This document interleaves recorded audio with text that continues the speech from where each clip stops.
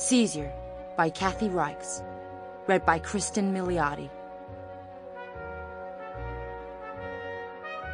Prologue. Just off Gun Key, Jamaica, 1720. Cannons thumped in the distance. Boom! Boom! Final, frustrated salvos that faded with the dying light.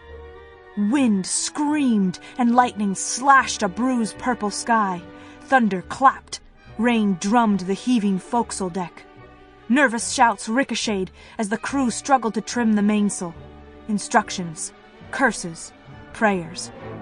Revenge crested an enormous wave, then listed hard to port as a massive gust shoved her sideways. Timbers groaned. Voices bellowed in panic. The pirate ship vibrated with an unnatural hum, moments from capsizing. Seconds passed.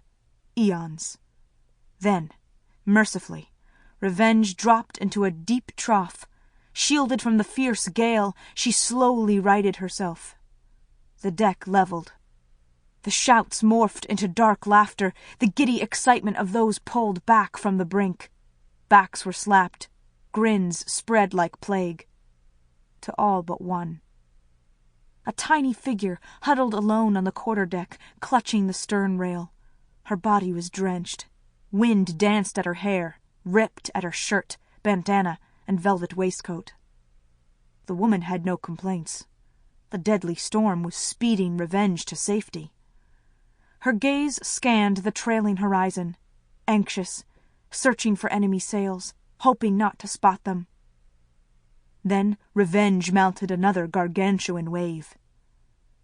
There they were, a trio of black cutouts against the heavy, dark clouds. Two were sloops similar to Revenge, nothing they couldn't handle. But the third vessel was trouble. English, frigate, bristling with 30 cannons. Bollocks! Calico Jack's men were good fighters, true pirates all, but they were no match for such a warship. Revenge ran for her life. Moments later, the woman saw sailors scurrying the decks of the pursuing ships, frantically reefing sails. Slowly, the trio dropped back, swung about, and reversed course. As it turned, the massive frigate fired one last broadside.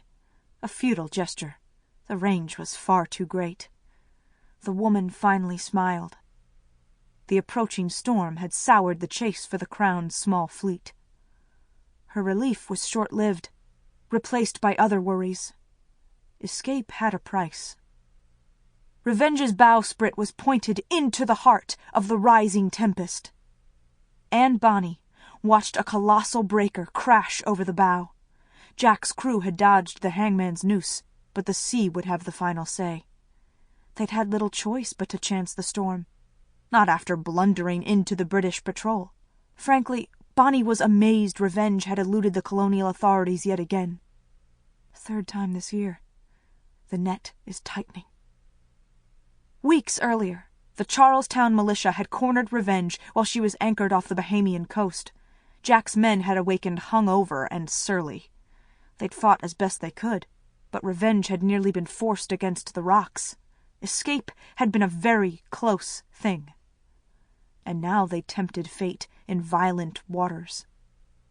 Bonny slumped to the deck, arm looping the rail for safety. So tired. Tired of running. For a moment, Bonny's eyes drifted shut. Unbidden came the image of Laughing Pete, his body crushed by a British cannonball. Her lids snapped open. A storm had saved Revenge this time. Climactic luck. How long could such good fortune hold?